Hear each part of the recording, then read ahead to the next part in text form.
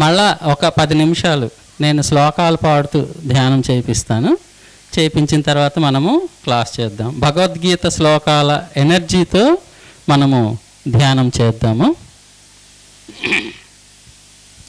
హాయిగా కళ్ళు మూసుకుందాం, చేతి వేళ్ళల్లో వేళ్ళు పెట్టుకుందాం. సహజంగా జరిగే శ్వాసని గమనిద్దాం. శ్వాస మీద ధ్యాస.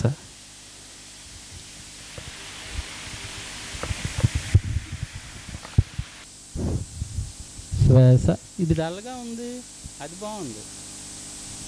శ్వాస మీద ధ్యాస. Okay okay.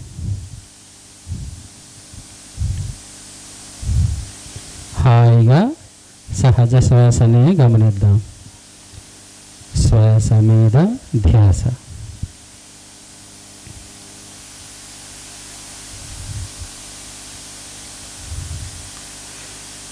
పార్థాయ ప్రతిబోధితా భగవతా నారాయణేన స్వయం వ్యాసేన గ్రథితాం పురాణమునినా మధ్యే మహాభారతం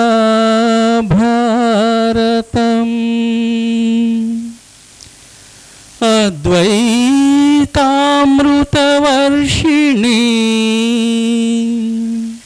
భగవతీ అష్టాదశాధ్యాయినీ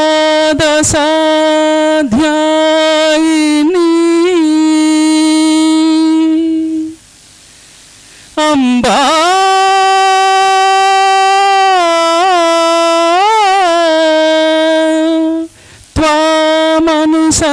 త్వామనుసంధామి భగవద్గీతే భవద్వేషిణీ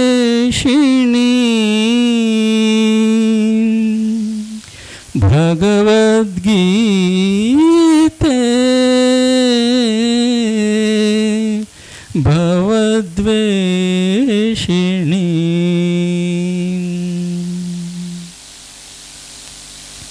18 అధ్యాయాలు గల భగవద్గీతని సాక్షాత్తు శ్రీ మహావిష్ణువు వ్యాస భగవానుని ద్వారా మనకి అందించడం జరిగింది. మహాభారతంలోని మధ్య భాగం నుండి భగవద్గీతని మనకి అందించారు. భగవద్గీత సారాంశం అంతా నీవు శరీరము కాదు ఆత్మ అని తెలుసుకో. మరి నీవు శరీరము కాదు ఆత్మ అని తెలుసుకోవాలి అంటే ధ్యానం చేయాల్సిందే కదా. హాయిగా సహజంగా జరిగే శ్వాసనే గమనిద్దాం. శ్వాస మీద ధ్యాస. ధర్మక్షేత్రే కురుక్షేత్రే సమవేతాయుయుత్సవః మామకాః పాండవాశ్చైవ కిమకుర్వత సంజయ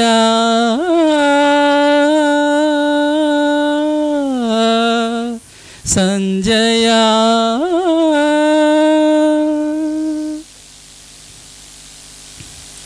తాన్ సమీక్ష్య స కౌంతేయః సర్వాన్ బంధూనవస్థితాన్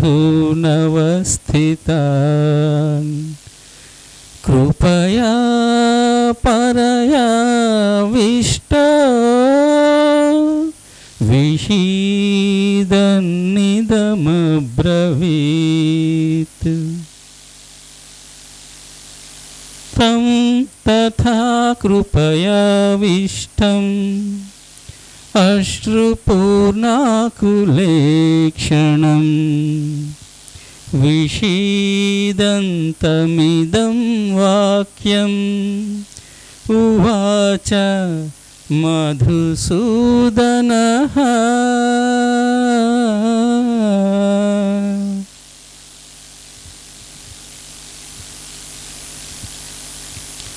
హాయిగా సహజంగా జరిగే శ్వాసనే గమనిద్దాం. శ్వాస మీద ధ్యాస. నకాంక్షే విజయం కృష్ణ నచ రాజ్యం సుఖాని చ కిం నో రాజ్యేన గోవింద కిం భోగైర్జీవితేన వా కిం భోగైర్జీవితేన వా. పూర్తిగా వైరాగ్య స్థితి. నాకు రాజ్యము వద్దు, రాజ్యం వలన సుఖము వద్దు అని ఆత్మజ్ఞానానికి అర్జునుడి హృదయము సంసిద్ధమైంది. హాయిగా సహజంగా జరిగే శ్వాసనే గమనిద్దాం. కానీ భయపడుతున్నాడు. ఆ భయాన్ని పారద్రోలటానికి క్లైబ్యం మాస్మగమః పార్థ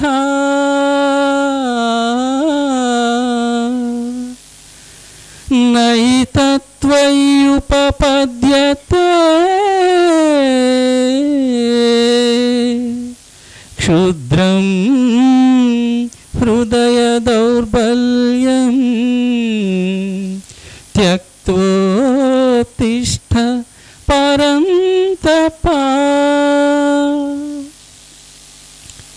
ఈ పిరికితనము నీకు తగదు. ధైర్యం ఉంటేనే దేన్నైనా సాధించగలవు, ఆత్మజ్ఞానాన్ని కూడా. హాయిగా సహజంగా జరిగే శ్వాసనే గమనిద్దాం. శ్వాస మీద ధ్యాస.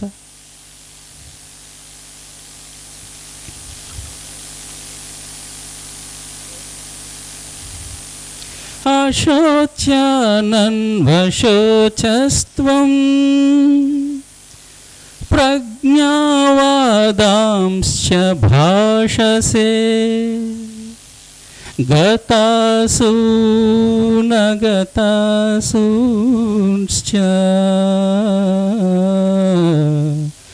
నానుశోచంతి పండితాః. చనిపోయిన వారి గురించి కానీ చనిపోబోయే వారి గురించి కానీ జ్ఞానులు ఏడవరు అని చెప్తున్నారు పరమాత్మ.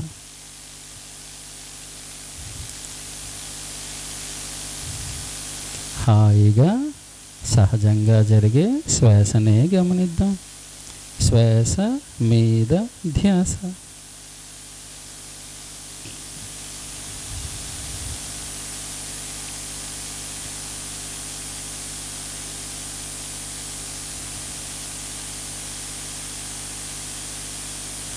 వాసాంసి జీర్ణాని యథా విహాయ నవాణి గృహ్ణాతి నరోపరాణి తథా శరీరాణి విహాయ జీర్ణ అన్యాని సంయాతి నవాని దేహే.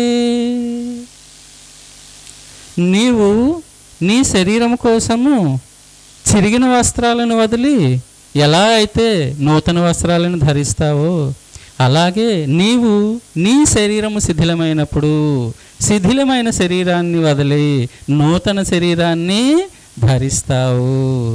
మరణమే లేని శరీరాలను మార్చుతున్న శాశ్వతమైన ఆత్మవు నీవు.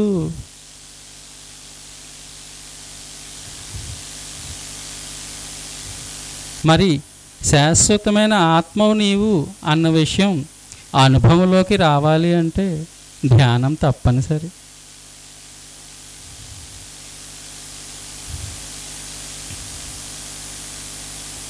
నైనం చిందంతి శస్త్రాణి నైనం దహతి పావకః న చైనం క్లేదయంత్యాపో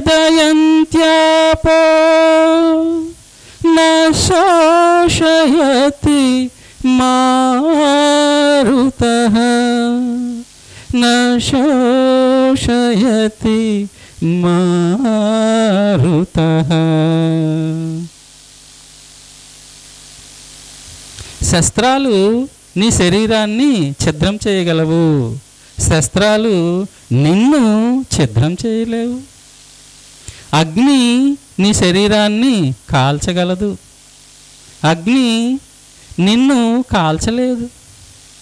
వాయువు నీ శరీరాన్ని ఎండించగలదు, వాయువు నిన్ను ఎండించలేదు.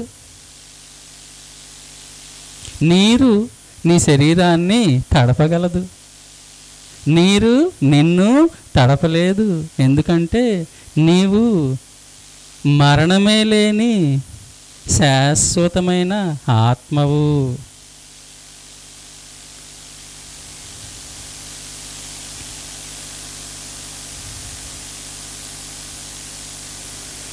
జాతస్య హి ధ్రువో మృత్యుః ధ్రువం జన్మమృతస్య చ తస్మాద్ పరిహార్యేర్థే న త్వం శోచితుమర్హసి న త్వం శోచితుమర్హసి. నీవు ఈ శరీరంలోనికి ప్రవేశించటం జననము, శరీరంలోంచి నిష్క్రమించటం మరణం. జనన మరణాలు నీ రాకపోకలే. శాశ్వతమైన ఆత్మవు నీవు. మరి ఈ విషయం మనకి అర్థమవ్వాలి అంటే ధ్యానం చేయాల్సిందే. హాయిగా సహజంగా జరిగే శ్వాసనే గమనిద్దాం. ఆ బ్రహ్మ భువనాలోకాః పునరావర్తినః అర్జునా మాముపేత్యతు కౌంతేయ పునర్జన్మ న విద్యతే పునర్జన్మ న విద్యతే.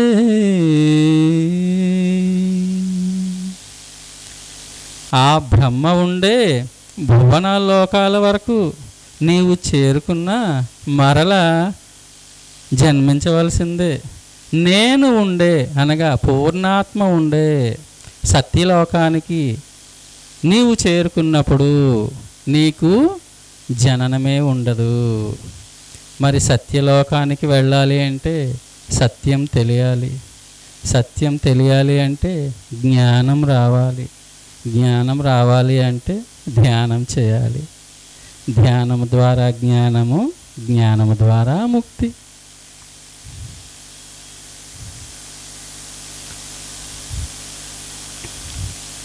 ఓకే మాస్టర్స్, మీ రెండు అరచేతుల్ని రెండు కళ్ళ మీద ఒక్క 5 సెకండ్లు పెట్టుకోండి.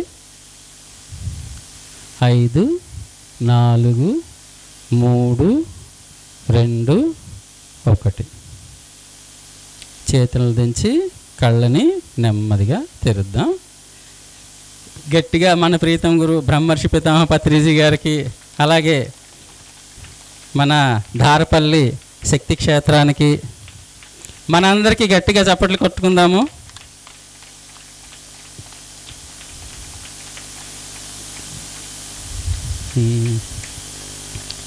భగవద్గీత శ్లోకాల ద్వారా మనం ఇప్పుడు ధ్యానం చేశాము. ఇప్పుడు భగవద్గీత శ్లోకాల ద్వారా అర్థం తెలుసుకుందాము. 18 అధ్యాయాలు గల భగవద్గీతని సాక్షాత్తు శ్రీ మహావిష్ణువు ఆయన తాలూకా అవతార రూపమైన వేదవ్యాస భగవాను ద్వారా మనకి అందించడం జరిగింది.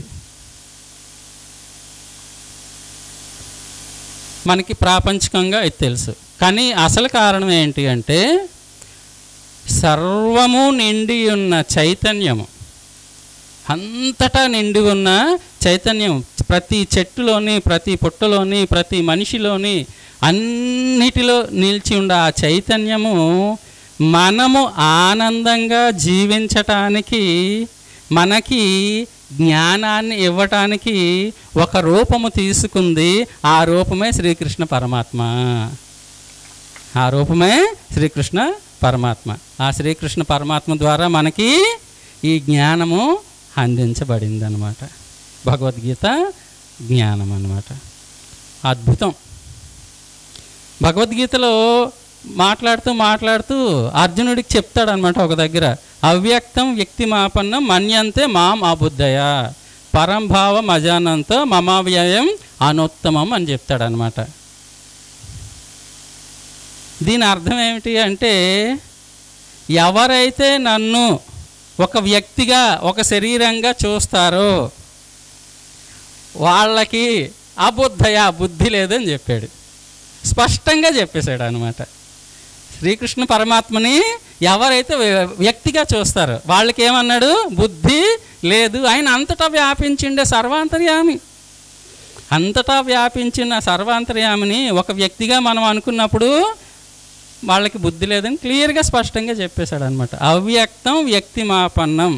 అవ్యక్తం, నేను వ్యక్తము కాను, అంతటా నిండి ఉన్న నేను అవ్యక్తమైన నన్ను ఒక వ్యక్తిగా ఎవరైతే అనుకుంటారో వాళ్ళకి ఏమి లేదు, బుద్ధి లేదు అని స్పష్టంగా చెప్పాడు అనమాట.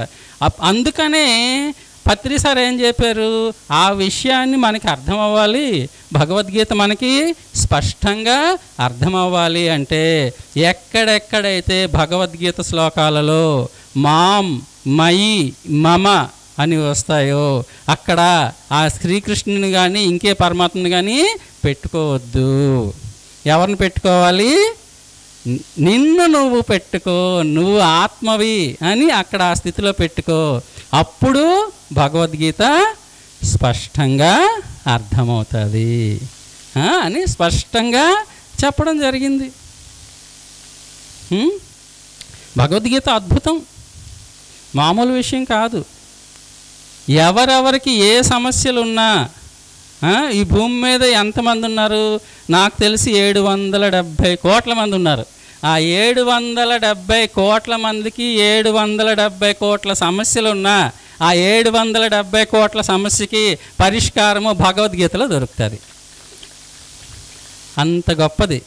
మానవ జీవితాన్ని ఎంత అద్భుతంగా, ఎంత ఆనందంగా జీవించాలో భగవద్గీత మనకి నేర్పుతుంది.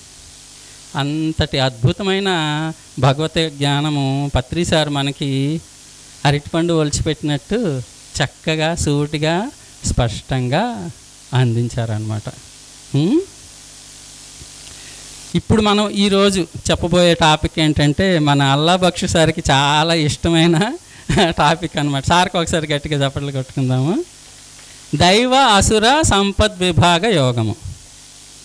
దైవము సంపదే, అసురం కూడా సంపదే. దైవ అసుర సంపద విభాగ యోగం అన్నమాట. మనలో రెండు ఉంటాయి, దైవ సంపదలు ఉంటాయి, అసుర సంపదలు ఉంటాయి, రెండు ఉంటాయి అన్నమాట. భగవద్గీత తాలూకా గొప్పతనం ఏమంటే ఈ సమాజంలో తమోగుణం ప్రధానంగా ఉండే చాలామంది ఉంటారు.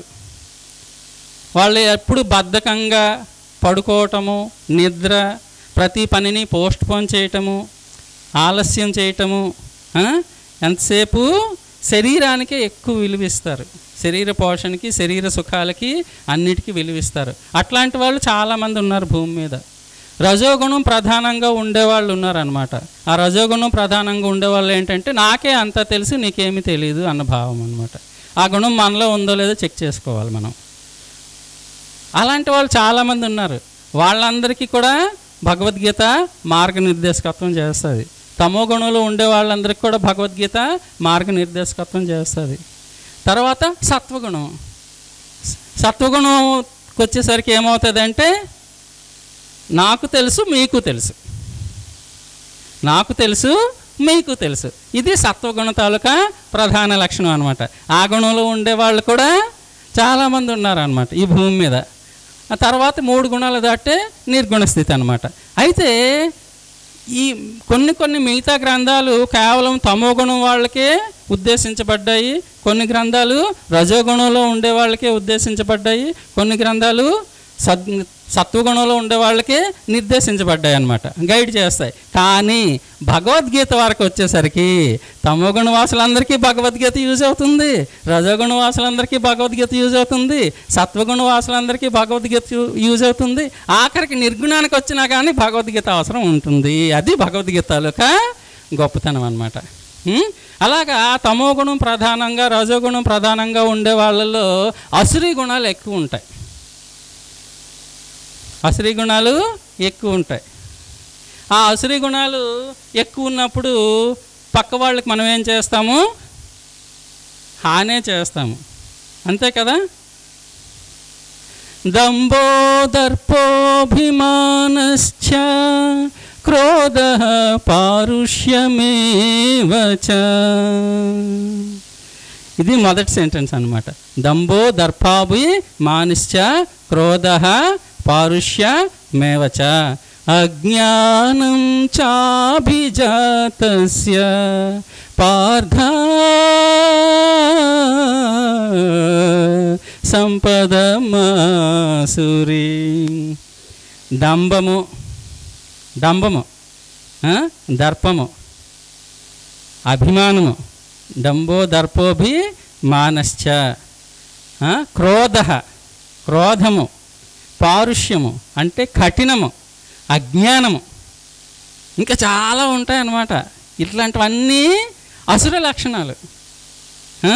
ఈ అసుర లక్షణాలు ఉండడం వల్ల ఏమవుతుంది,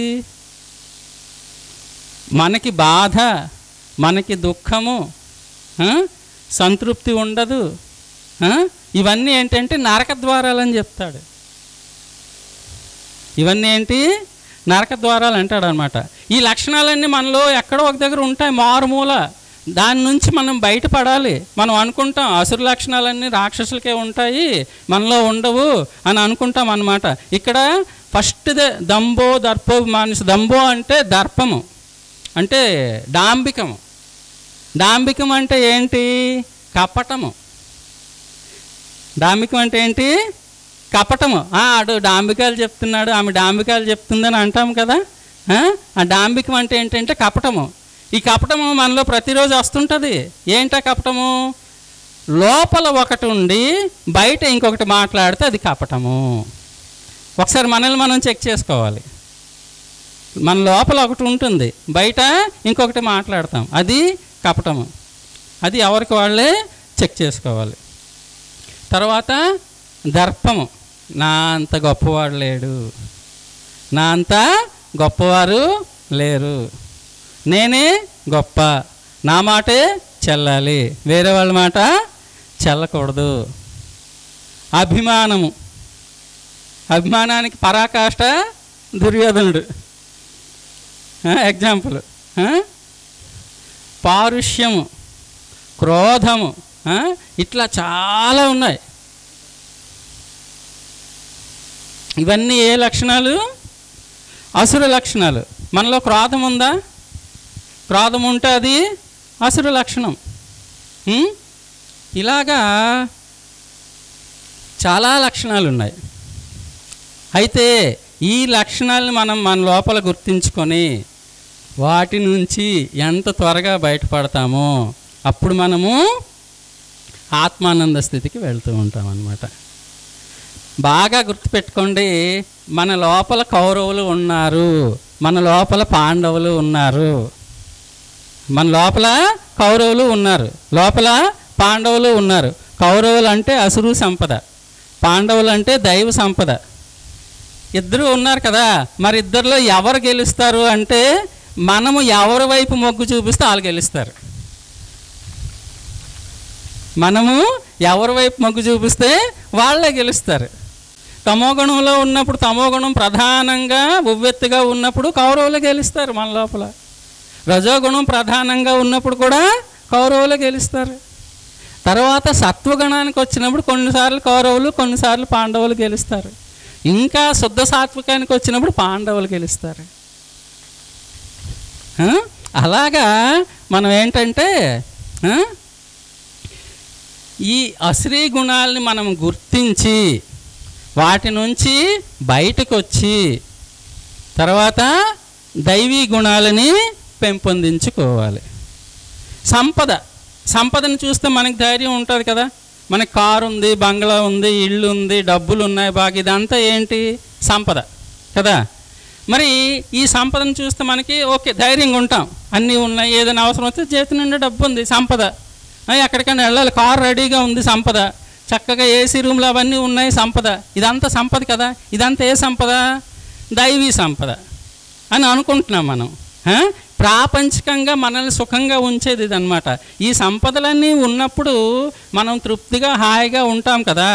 మరి శరీరాన్ని వదిలి పైకి వెళ్ళాక, లేకపోతే ఇక్కడ కూడా ఆత్మస్థితిలో ఆనందంగా ఉండాలంటే మనకి ఏ సంపద కావాలి? దైవ సంపద కావాలి. అభయం సత్వ సంసిద్ధి జ్ఞానయోగ వ్యవస్థితి దానం దమశ్చ యజ్ఞశ్చ స్వాధ్యాయస్తపార్జవం. అభయం సత్వ సంసిద్ధి జ్ఞానయోగ వ్యవస్థితి దానం దమశ్చ యజ్ఞశ్చ స్వాధ్యాయ తపః ఆర్జవం. 9 వచ్చాయి. మొదటి శ్లోకంలోనే దైవ సంపదలు ఎన్ని వచ్చాయి? 9 వచ్చాయి. ఈ 9 మొట్టమొదటిది ఏంటి అంటే అభయం. 9 మొట్టమొదటిది ఏంటి? అభయం. మనం అభయముద్ర ఇస్తారా వెంకటేశ్వర స్వామి కానీ దేవుళ్ళు కానీ ఎవరైనా? కానీ ఇక్కడ మనం తీసుకోవాల్సిన అభయముద్ర ఏంటంటే మన వలన మిగతా ఎవరికి, ఏ ప్రాణికి, మనుషులకి ఎవరికి భయం కలగకూడదు. మిగతా మనుషులు, ప్రాణులు, సంఘటనల నుంచి మనకి కూడా భయం కలగకూడదు. దానిని అభయం అని అంటారు. ఇప్పుడు భయం అనేసరికి ఏంటంటే మనకు కలిగేది, కానీ అభయం అనేసరికి ఏంటి? మన వలన వేరే వాళ్ళకి భయం కలగకూడదు, వేరే వ్యక్తులు, జంతువులు, మనుషుల నుంచి మనకి భయం కలగకూడదు. దానిని ఏమంటారు? అభయం అని అంటారు అన్నమాట. ఇది చాలా ముఖ్యమైన లక్షణం, మనకి కావలసిన లక్షణం అభయం అనేది అన్నమాట. ఇది ఉంటే దేన్నైనా మనం సాధించగలం, లేకపోతే దేనిని సాధించలేం. ప్రతి పనిని పోస్ట్ పోన్ చేస్తూ ఉంటాము భయం వలన. అన్నిటికీ మూల కారణము భయమే. ఇప్పుడు చూడండి, కామ, క్రోధ, లోభ, మోహ, మదము, మాశ్చర్యము, కోపము, ద్వేషము, పగ, ఈర్ష్య, అసూయ, అసహనము, చిరాకు, ద్వేషము, ఈ లక్షణాలన్నీ ఎవరిలో ఉంటాయంటే ఎవరికైతే భయం ఉంటుందో వాళ్ళలో ఉంటాయి. ఎవరికైతే భయం ఉంటుందో వాళ్ళలో ఈ లక్షణాలు అంటే ఉంటాయి. నెగిటివ్ క్వాలిటీస్, క్రోధము, కోపం ఉంటుంది, ద్వేషం ఉంటుంది, పగ ఉంటుంది, ఈర్ష్య ఉంటుంది, అసూయ ఉంటుంది, చపలత్వం ఉంటుంది, మూర్ఖత్వం ఉంటుంది, అజ్ఞానం ఉంటుంది. అన్ని లక్షణాలు దేనివల్ల? మూల కారణం ఏంటి? భయము. ఎవరిలో అయితే ప్రేమ ఉంటుందో, భయానికి వ్యతిరేక స్థితి ఏంటి? ప్రేమ. ఎక్కడైతే ప్రేమ ఉంటుందో సహనం ఉంటుంది, దయ ఉంటుంది, ఓర్పు ఉంటుంది, మృదుత్వం ఉంటుంది, కరుణ ఉంటుంది, జాలి ఉంటుంది. అన్ని పాజిటివ్ క్వాలిటీస్ ఎక్కడుంటాయి? ప్రేమలో ఉంటాయి. అందుకని మనలో భయం ఉండాలా, ప్రేమ ఉండాలా? ప్రేమ ఉండాలి కదా. ప్రేమ ఉంటే అన్నీ పాజిటివ్ క్వాలిటీస్ ఉంటాయి, భయం ఉంటే అన్నీ నెగిటివ్ క్వాలిటీస్ ఉంటాయి. అందుకని భయం నుంచి నువ్వు బయటికి రా అని మొట్టమొదట 2వ అధ్యాయంలోనే చెప్పేశాడు శ్రీకృష్ణ పరమాత్మ. ఇప్పుడు నేను చెప్పబోయేది 16వ అధ్యాయం. 16వ అధ్యాయంలో మొదటి శ్లోకంలో మొదటి పదం అభయం, కానీ 2వ అధ్యాయంలో కూడా దీని మీనింగ్ వచ్చేటట్టు చెప్పేశాడు అనమాట. క్లైబ్యం ఆస్మ గమః పార్థ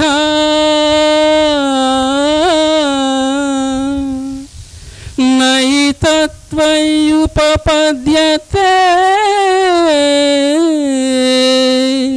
క్షుద్రం హృదయ దౌర్బల్యం త్యక్తోత్తిష్ఠ పరంతప. క్లైబ్యం ఆస్మ గమః పార్థ. పిరికితనాన్ని నీవు పొందవద్దు ఓ పార్థ, పిరికితనాన్ని నీవు పొందవద్దు. నా ఏతత్వయుపపద్యత, ఇది నీకు తాగదు. క్షుద్రం హృదయ దౌర్బల్యం. నీ హృదయ దౌర్బల్యం అన్నదే అదేంటది? క్షుద్రము, నీచమైనది. నీ భయం ఉంది కదా, ఆ భయం ఏంటి? నీచమైనది, అట్టడుగునుంది. మన మానసిక స్థితుల్లో కోపం ఉంటుంది, భయం ఉంటుంది, ద్వేషం ఉంటుంది, అసహనం ఉంటుంది, ప్రేమ ఉంటుంది, స్నేహం ఉంటుంది, కరుణ ఉంటుంది, దయ ఉంటుంది. ఇవన్నీ మన మానసిక స్థితులు కదా. ఈ మానసిక స్థితుల్లో అడుగునేముంటుంది? భయం ఉంటుంది అన్నమాట. క్షుద్ర పూజలు అంటారు కదా, అట్టడుగు నుండే పూజలు. దాన్ని క్షుద్ర అంటే అర్థం ఏంటి? నీచమైనది అని అనమాట. చాలామంది మనం ధ్యానంలోకి రాకముందు మీ ఇంట్లో ఏమండుకున్నారండి అంటే నీస్ అని చెప్పేవాళ్ళు. మా వైపు అనేవారు, శ్రీకాకుళం అటువైపు. నీస్ అంటే ఏంటి? నీచమైనది అనమాట. అలాగా ఆ నీచమైన స్థితిలో ఉన్నావు నువ్వు, భయంలో ఉన్నావు. ఆ భయం నుంచి బయటికి రా. ఉత్తిష్ట పరంతప. మనకి బయట సీన్ ఎలా కనిపిస్తుంది? అర్జునుడు గాంధీవం పడి కూర్చుండిపోయాడు, కృష్ణుడేమో లే అంటున్నాడు, అలా కనిపిస్తుంది. అంటే ఇక్కడ ఫిజికల్గా లే అని అనడం కాదు అర్థము, లోపల మానసిక స్థితిని చూస్తున్నాడు శ్రీకృష్ణ పరమాత్మ. చూస్తున్నప్పుడు అక్కడ ఏముంది? భయంలో మానసిక స్థితిలో అట్టడుకి వెళ్ళిపోయాడు. భయము, కోపము, ద్వేషము, పగ, ఈర్ష్య, అసూయ, అసహనము ఇలాగ స్థితులుంటే తర్వాతది ఓర్పు, దయ, కరుణ, చివరి పైన ప్రేమ ఉంటుంది. నువ్వు ఆ భయం నుంచి పైకి రా, ప్రేమలోకి రా, ఉత్తిష్ట అని చెప్తున్నాడు శ్రీకృష్ణ పరమాత్మ. అలా అన్నమాట. మొట్టమొదట మనం వదిలివేయాల్సింది ఏంటి? భయము. ఎప్పుడైతే భయాన్ని వదిలేస్తామో అన్నీ మనము సాధించగలుగుతాం, దేన్నైనా సాధిస్తాం అన్నమాట. మనం పిల్లల్ని చిన్నప్పటి నుంచి అలాగే పెంచాలి కూడా. ఒకసారి ఛత్రపతి శివాజీ 12 సంవత్సరాలప్పుడు కనపడలేదు. వెతికారు ఎక్కడ కనపడలేదు. ఎక్కడున్నాడని మిగతా సేవకులు, సైనికులు అందరూ వెతికారు, ఎక్కడా లేడు. ఎక్కడున్నాడు అనేసరికి వేగులు ఉంటారు కదా, గూఢచారులు, వాళ్ళు వచ్చి చెప్పారు, అడవిలో ఏదో చిన్న ఆకారం కదులుతున్నట్టుందంటే అప్పుడు శివాజీ తల్లి మిగతా వాళ్ళంతా అక్కడికి వెళ్ళారు. అక్కడ బండ మీద కూర్చున్నాడు రాత్రి 12 అప్పుడు శివాజీ. బండ మీదకి తల్లి అడిగింది, నాయనా ఇక్కడ కూర్చున్నావు, చుట్టూ అడవి మృగాలన్నీ ఉంటాయి, కేకారణ్యము, చిమ్మ చీకటి, ఇంత దట్టమైన చీకట్లో కూర్చున్నావు, నీకు భయం వేయలేదా అని అడిగింది అనమాట. అప్పుడు వాళ్ళ అమ్మ పిల్ల చూసి, అమ్మ ఇప్పుడేదో పదం అన్నావు కదా, ఏంటా పదం అని అడిగాడు. నీకు భయం వేయలేదా అంటే, ఇప్పుడు వరకు ఈ పదం నాకు నువ్వు చెప్పలేదు కదమ్మా అని అన్నాడు అనమాట. అది పెంపకం అంటే. అట్లాగన్నమాట, భయాన్ని నుంచి బయటికి రావాలి. అందుకని మొట్టమొదటి దైవ సంపద ఏమి ఇచ్చారు? అభయం అన్నమాట. భయం లేకుండా ఉండడం అన్నమాట. మరి ఈ భయం లేకుండా, అసలు భయం అంటే ఏంటి అంటే మన మనసు అనుభవిస్తున్న ఒకానొక మానసిక స్థితే భయము. ఒకానొక మానసిక స్థితే భయం అన్నమాట. ఇంకా స్పష్టంగా చెప్పాలి అంటే, ఇప్పుడు ఇక్కడ ఈ క్షణము మన మనస్సు, గంట తర్వాత నాకు నెగిటివ్ జరుగుతుందేమో, 2 గంటల తర్వాత నాకు చెడు జరుగుతుందేమో, రేపు చెడు జరుగుతుందేమో, ఎల్లుండి చెడు జరుగుతుందేమో, 6 నెలల తర్వాత చెడు జరుగుతుందేమో అన్న మానసిక స్థితే భయం. మానసిక స్థితే భయం. తెలియనిదే భయం, తెలిస్తే భయం లేదన్నమాట. అది అందుకని మనం ఏం చెయ్యాలి? భయాన్ని దాటాలి. ఎప్పుడు భయం పోతుంది పూర్తిగా? దానికి చిన్న ఉదాహరణలు చెప్పుకుంటే మనకి బాగా అర్థమవుతాయి. కథలు చెప్పుకుంటే ఇష్టమే కదా, స్పష్టంగా బాగా అర్థమవుతుంది. ఏంటి అంటే, ఒకసారి ధ్రువుడు తపస్సు చేస్తున్నప్పుడు అందరూ వెళ్ళి, ధ్రువుడు తపస్సు చేస్తుంటే భూమి అంతా ఊగిపోతుంది, గ్రహాలన్నీ కదిలిపోతున్నాయి, అందరికీ కష్టంగా ఉంది. ఆ ధ్రువుడి తపస్సుని భగ్నం చేయాలని ఇంద్రుడి దగ్గరికి వెళ్తారు. ఇంద్రుడు తిన్నగా ఒక గంధర్వరాజు దగ్గరికి వెళ్తాడు అనమాట. విరుదుడు ఆయన పేరు. విరుదుడనే గంధర్వరాజు దగ్గరికి వెళ్ళి ఆ ధ్రువుని తాలూకా తపస్సుని భంగం చేయనాయన అని చెప్తాడు. చెప్తే అలాగని ఆ విరుదుడు ఏం చేస్తాడు, రాక్షస రూపాన్ని ధరిస్తాడు. ధరించి ధ్రువుడి దగ్గరికి వెళ్ళి భయపెట్టాలని చూస్తాడు. ధ్రువుడు భయపడ్డు. ఎంత భయపెట్టాలని చూస్తాను ధ్రువుడు భయపడ్డా అనమాట. ఓకే, భయపడ్డు. తర్వాత విష్ణుమూర్తి అంతా ప్రత్యక్షమవుతాడు. శాశ్వతంగా ధ్రువ నక్షత్ర మండలాన్ని ఇస్తాడు, నువ్వు పరిపాలించి అంటాడు. అది తర్వాత విషయం అనమాట. అయితే ఈ విరుదుడు ఏం చేశాడు, ఈ రాక్షస రూపాన్ని ధరించాడు కదా. ఈ రాక్షస రూపాన్ని ధరించాడు కాబట్టి ఆ రూపం సరదాగా ఉంది ఆయనకి. గంధర్వుడే కానీ రాక్షస రూపం ఎలా ఉంది, సరదాగా ఉంది. అందుకని ఏం చేశాడు, అందరినీ ఆ రాక్షస రూపంతో భయపెట్టడం స్టార్ట్ చేశాడు. రాక్షస రూపంతో భయపెట్టడము స్టార్ట్ చేశాడు అనమాట. అప్పుడు అన్ని మునివాటికలు అన్నీ ఉండేవి. అక్కడికి వెళ్ళి ఆ మునివాటికలు మునులు చేస్తుంటారు కదా, ధ్యానము తపస్సు అవి చేస్తుంటారు కదా, వాళ్ళని భయపెట్టేవాడు. భయపెడితే కొంతమంది భయపడేవారు, కొంతమంది భయపడేవారు కాదు. ఈయనకి తమాషాగా ఆటలాగా ఉంది. అలాగ అందరినీ భయపెడుతూ ఉంటాడు అనమాట. భయపెడుతూ ఉంటే చివరిగా ఒకానొక సందర్భంలో ఒక మహర్షిని భయపెడతాడు. ఆయన మంచి తపశక్తి సంపన్నుడు, ఆయన్ని భయపెడతాడు. భయపెట్టినప్పుడు ఆయన కోపం వస్తుంది. నీకు ఈ రూపమే శాశ్వత మొగ్గాకని చెప్పించేస్తాడు. ఇంకా ఇదేదో బాగుందిలే, ఋషి చెప్పించాడు, నేను బాధ కోసమే లేదు, ఇంకా దీంతో భయపెట్టచ్చులే అందరిని అలా అందరినీ భయపెడుతుంటాడు అనమాట. భయపెడుతూ ఒకానొక సందర్భంలో ఒక ముని వాటికి దగ్గరికి వెళ్తాడు. అక్కడ పిల్లలందరూ ఆడుకుంటూ ఉంటారనమాట. ఆడుకుంటూ ఉంటున్నప్పుడు ఒక చిన్న బాబు ఇతని వైపు ఇలా చేసుకుని తేరిపారా చూస్తుంటాడు. ఇలాగా ఏంటి ఈ వేషం కొత్తగా ఉంది, ఎప్పుడు చూడలేదని. మిగతా పిల్లలంతా పారిపోతారు. వీడొక్కడు ఇలా చూస్తుంటాడు. చూసేసరికి ఈ విరుదుడు ఇలా చూస్తాడు. ఇంతవరకు ఎవరు ఇలా నిల్చొని తేరిపారా చూసింది లేదు, అసలు ఏం చూద్దాం అనేసి ఆ విరుదుడికి దివ్యశక్తులు ఉన్నాయి కదా, ఇతని లోపలికి చూస్తాడు. ఈ భరతముని పేరు భరతుడు అనమాట.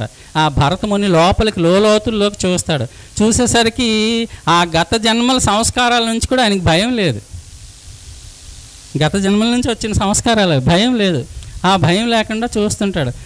ఈయనకే భయం లేకపోతే వీళ్ళ నాన్న పరిస్థితి ఏంటి, ఇంకా భయం ఉందా లేదా చెక్ చేయాలని చెప్పి ఏం చేస్తాడు, ఆ బాలకుడిని ఇలా పట్టేసుకుంటాడు. ఎప్పుడైతే ఇలా పట్టుకున్నాడో మిగతా పిల్లలందరూ పరుగున ఆ భరత బాలుడు ఉన్నాడు కదా, వాళ్ళ తండ్రి దగ్గరికి వెళ్తారు. ఇలాగ రాక్షసుడు వచ్చాడు, మీ అబ్బాయిని పట్టేసుకున్నాడు అనేసరికి ఆ మిగతా వాళ్ళందరితో పాటు ఆ మహర్షి వస్తాడు. మహర్షి వచ్చి ఈ విరుదుడిని చూస్తాడు. రాక్షస రూపంలో ఉన్నాడు కదా, బతిమలాడతాడు అనమాట. బాబు దయచేసి నా పిల్లాడిని వదిలేయండి, వాడు అమాయకుడు, వాడికి ఏం తెలియదు, దయచేసి వదిలేయండి, మీరు అలా గట్టిగా పట్టుకున్నారు, వాళ్ళకి నొప్పులు పెడతాయి అవన్నీ అనమాట. అయితే విరుదుడు ఏం చేస్తున్నాడు, ఈయన లోతుల్లోకి చూస్తున్నాడు. తండ్రి లోపలికి చూస్తున్నాడు. తండ్రి లోపల బతిమాలుతున్నాడు, బయటికి లోపల ఏ కోసమైనా భయం లేదు. ఇంకా లోతుగా చూసేసరికి మహాశక్తి సంపన్నుడు ఆయన. తపశ్శక్తి చాలా ఉంది, ధ్యాన శక్తి చాలా ఉంది. అంత శక్తి ఉంది కానీ బతిమలాడుతున్నాడు.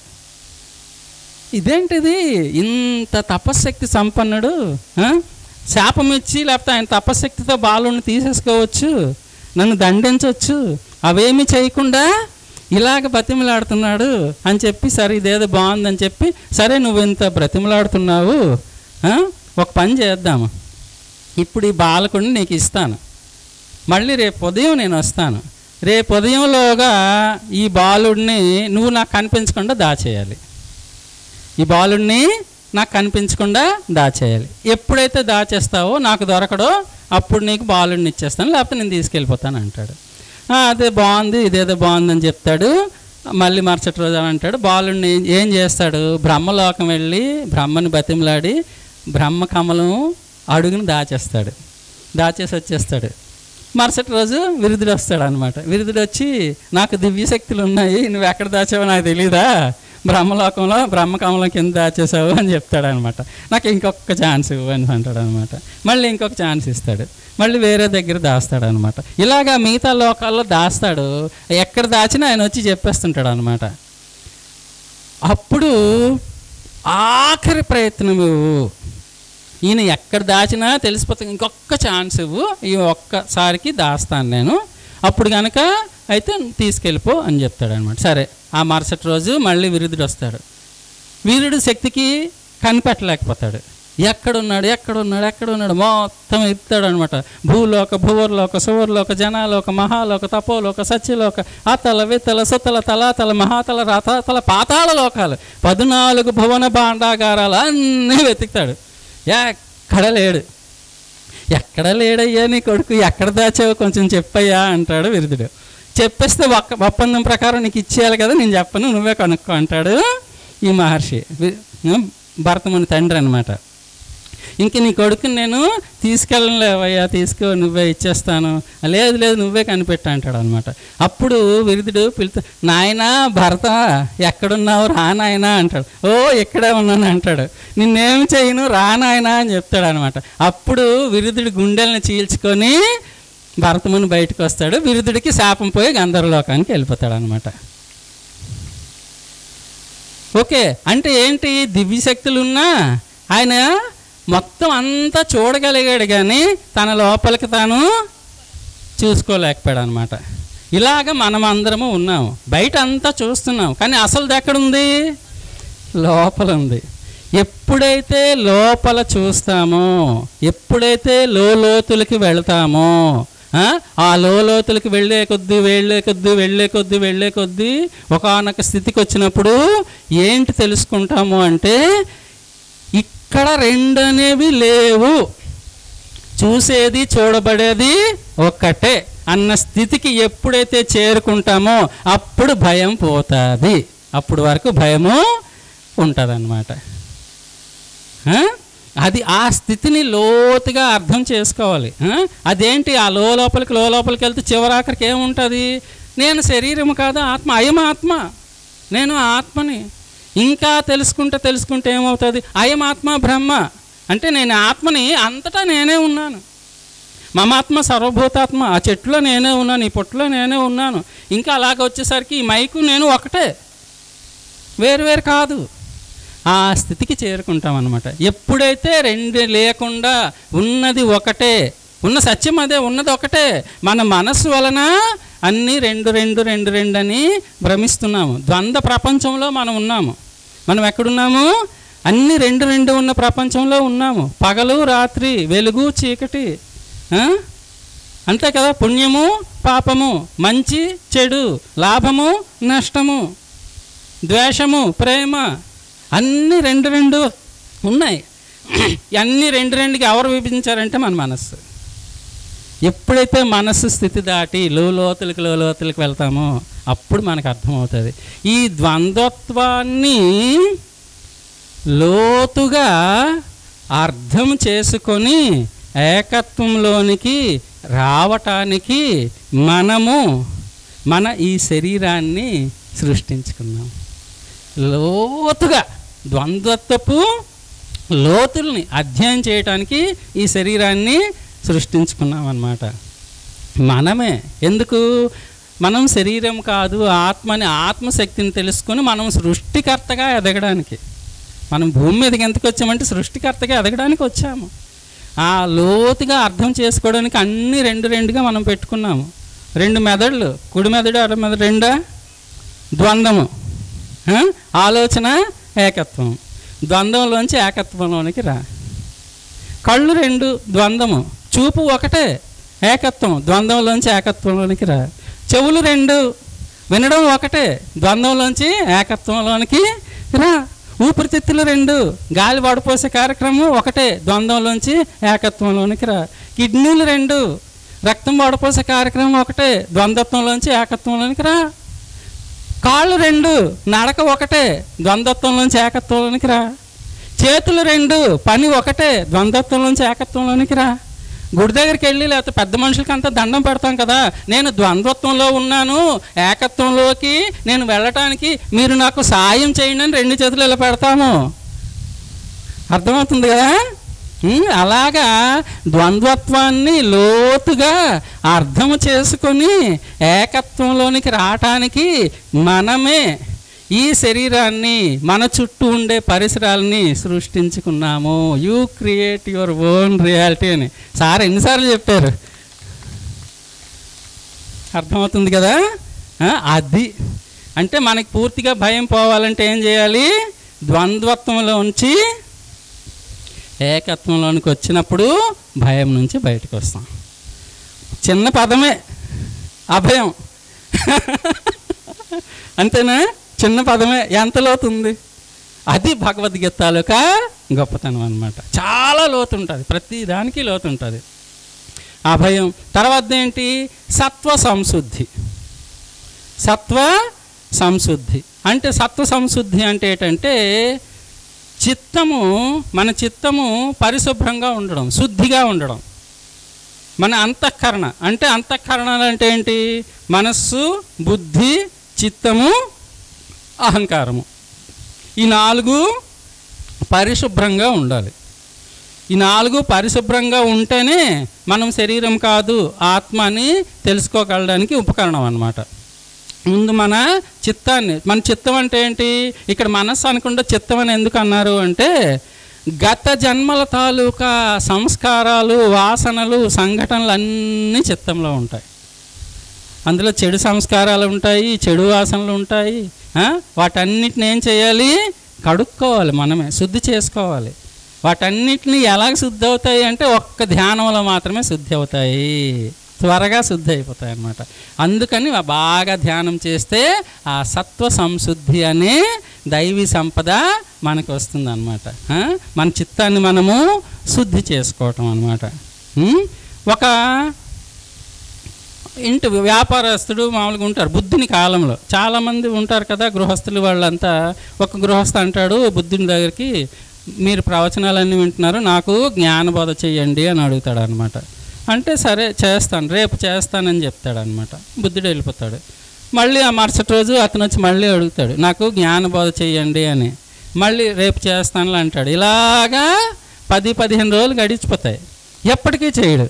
ఎప్పటికీ చేయకపోతే మీరు ఎప్పటికీ బోధ చేయట్లేదు ఏంటంటే రేపు ఖచ్చితంగా నీకు బోధ చేస్తానని చెప్తాడు అనమాట. బోధ చేస్తానని చెప్పి బుద్ధుడు ఒక మురికి భిక్షాపాత్రని పట్టుకొస్తాడు. దాని నిండా మట్టి, మురికి అంతా ఉంటుంది, చెత్త చెదారం అంతా ఉంటుంది. ఆ భిక్షాపాత్రను పట్టుకొచ్చి ఆయనకు వచ్చి ఇందులో నాకు భిక్ష అని అడుగుతాడు బుద్ధుడు. ఆయన ఇలా చూస్తాడు, దీని నిండా మురికి ఉంది, చెత్త ఉంది, ఈ చెత్తలో నేను నీకు భిక్షని ఎలాగ వేస్తాను, అసలు ఏమనుకుంటున్నాను నా గురించి, చెత్తలో భిక్ష వేసేమంటావా, బుద్ధుడి పేరు పెట్టుకున్నావు అని అంటాడనమాట. అంటే అప్పుడు చెప్తాడు, ఒక్క మురికి పాత్రలోనే భిక్ష వేయడానికి నువ్వు నిరాకరిస్తున్నావు కదా, మరి నీ చిత్తం నిండా మురికి ఉంది, నేను నీకు ఎలా జ్ఞానబోధ చేస్తాను, చేసిన నీలో ఉండదు కదా అంటాడనమాట. అది సత్వ సంశుద్ధి. అదేంటి సత్వ సంశుద్ధి ఏంటంటే మన చిత్తము పూర్తిగా నిర్మలమైపోవాలి. అంటే మురికి ఉండకూడదు. మలం అంటే మురికి ఉండకూడదు, ప్యూర్గా అయిపోవాలి. ఎప్పుడైతే ప్యూర్గా అయిపోతామో అప్పుడు మనకి జ్ఞాన వెలుగులు మన లోపలికి ప్రవేశిస్తాయి. అప్పటి వరకు ప్రవేశించవన్నమాట. అందుకని దీనికి మనం ఏంటి అంటే మనతో మనం యుద్ధం ఏమి చేయక్కర్లేదు. చిత్తము ప్యూర్ అవడానికి, శుద్ధం అవడానికి సంఘటనలతోని, పరిస్థితులతోని, వ్యక్తులతోని యుద్ధాలు ఏమీ చేయక్కర్లేదు. హాయిగా కూర్చొని కళ్ళు మూసుకొని శ్వాస మీద ధ్యాస పెడితే చాలు, అదే చేసేస్తుంది మనల్ని. అది సత్వ సంశుద్ధి. తర్వాతది జ్ఞాన యోగ వ్యవస్థితి. జ్ఞాన యోగ వ్యవస్థితి. ఎవరైతే మనము జ్ఞానం కావాలని అనుకుంటారో, గురువుల దగ్గరికి వెళ్తారో, మా జ్ఞానాన్ని బోధించండి అని అడుగుతారు కదా, అప్పుడు జ్ఞానాన్ని గురువులు బోధిస్తారు. జ్ఞానాన్ని గురువులు బోధిస్తారు. నాకు జ్ఞానం కావాలి అంటే గురువులు వెళ్తారనమాట. గురువుల దగ్గరికి శిష్యుడు వెళ్ళి అడుగుతాడు, జ్ఞానం కావాలని బోధిస్తే గురువు జ్ఞానాన్ని బోధిస్తాడనమాట. బోధించిన జ్ఞానాన్ని మన అనుభవంలోనికి తెచ్చుకునే సాధనే జ్ఞానయోగము. గురువులు బోధించిన జ్ఞానాన్ని మన అనుభవంలోకి తెచ్చుకోవడానికి చేస్తున్న సాధనే జ్ఞాన యోగము. అనుభవంలోకి తెచ్చుకోవడానికి మనం చేస్తున్న సాధన జ్ఞానయోగము. అర్థమవుతుంది కదా? అలాగా తత్విద్ధి ప్రణిపాతేన పరిప్రశ్నేన సేవయా ఉపదేక్షంతి తే జ్ఞానం జ్ఞానినః తత్వదర్శినః. తత్విద్ధి, ఆ జ్ఞానాన్ని తెలుసుకో. ఏ జ్ఞానాన్ని?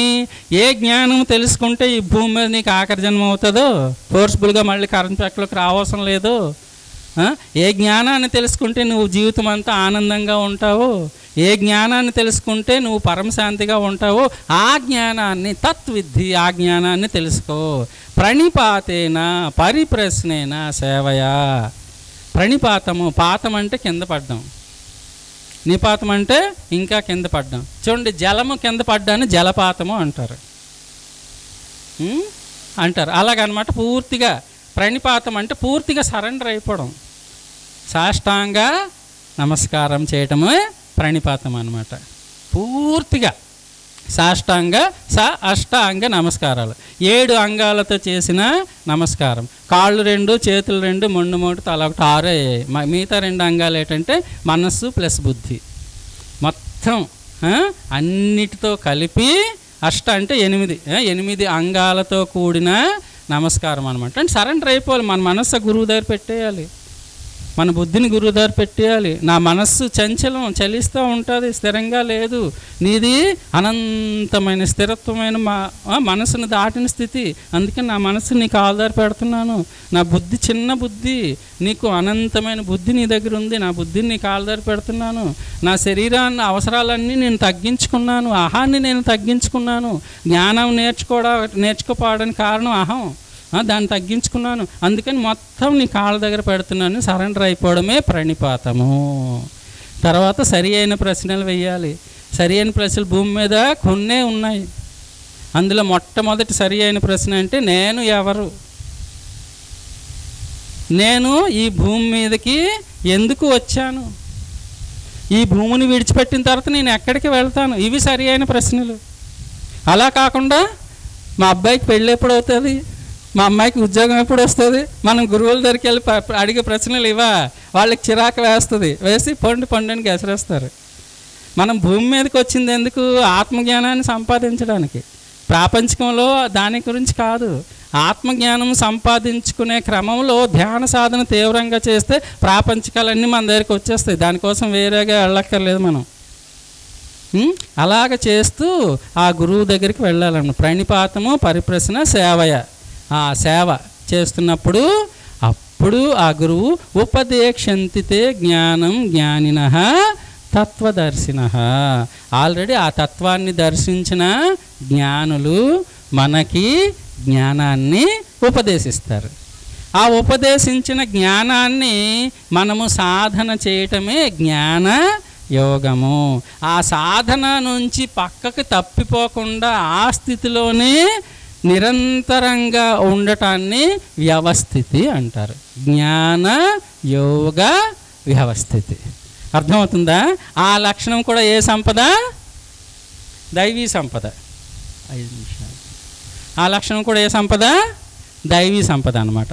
ఈ లక్షణం మనలో ఉంటే అటు ప్రాపంచికంగా దేనైనా సాధించగలము, ఆధ్యాత్మికంగా కూడా సాధించగలం.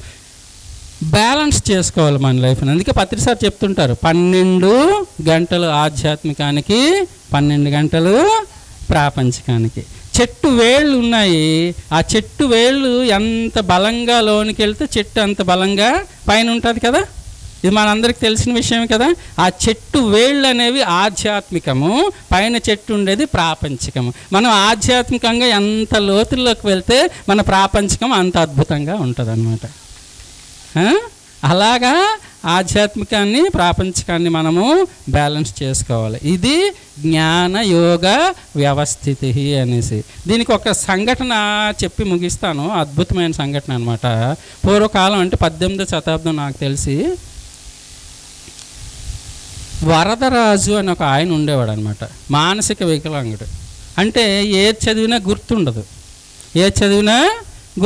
ఏదన్నా శ్లోకం చదివినా పద్యం చదివినా గుర్తుండదు. జ్ఞాపక శక్తి తక్కువ ఉంటుంది ఆ అబ్బాయికి. అబ్బాయి గురుకులంలో ఉంటాడనమాట.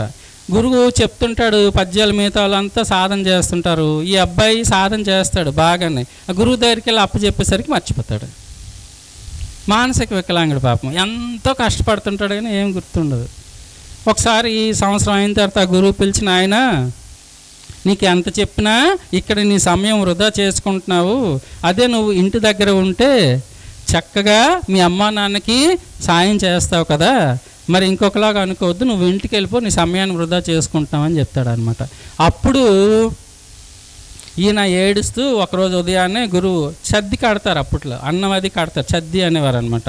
దాన్ని పట్టుకొని అలాగా ఏడ్చుకుంటూ వెళ్తాడు. నేను ఎందుకు పనికిరానా, నా జీవితం ఇంతేనా, దేవుడు నా జీవితాన్ని ఎందుకు ఇలా చేశాడు ఏంటి అనేసి బాధపడుతూ అలాగా వెళ్తుంటాడు అనమాట. వెళ్తూ ఊరు దూరం ఉంటుంది, అక్కడికి వెళ్తాడు. వెళ్ళినప్పటికీ ఆకలి వేస్తుంటుంది బాగా. ఆ గురుకులం నుంచి చదివి తెచ్చుకున్నాడు కదా, ఆ ఒక చెట్టు కింద ఎదురుగా బావి ఉంటుంది అనమాట. ఆ బావి దగ్గర తినేసి నీళ్లు తాగొచ్చని ఒక చెట్టు కింద కూర్చొని అది తింటూ ఆ బావిని గమనిస్తాడు. గమనించినప్పుడు ఆ బావి తాలూకా గోడ నాపరాళ్లతో చేసి ఉంటుంది, గట్టిగా ఉంటాయి నాపరాళ్ళు. ఆ నాపరాళ్ళ మీద అచ్చులు చూస్తాడు. ఆ అచ్చులు ఎలా ఏర్పడ్డాయి అంటే, ఆ తాడు ఇలాగ లాగుతారు కదా, సంవత్సరాల తరబడి నీళ్లు తోడినప్పుడు తాడు లాగుతారు కదా, ఆ తాడులకి నాపరాయి మీద అచ్చులు పడ్డాయి. వాటిని గమనిస్తాడు.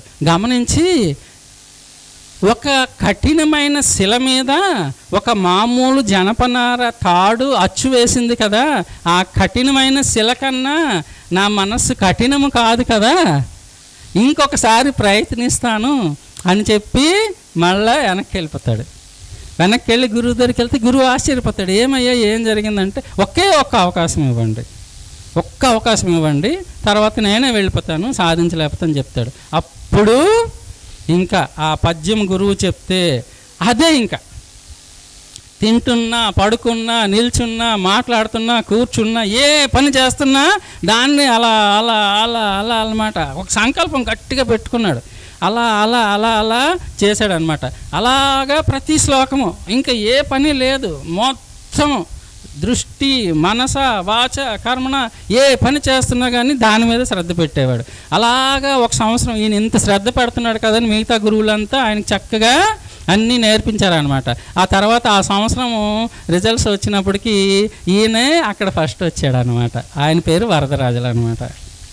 ఆ తర్వాత వ్యాకరణ గ్రంథాలే రాశాడు, ముగ్ధబోధ రాశాడు, లఘు సిద్ధాంత కౌముది, భార సిద్ధాంత కౌముది, ఇలా ఎన్నో గ్రంథాలు రాశాడు. ఇప్పటికీ అవి చూస్తున్నారు వ్యాకరణానికి, సంస్కృత వ్యాకరణ గ్రంథాలు అనమాట.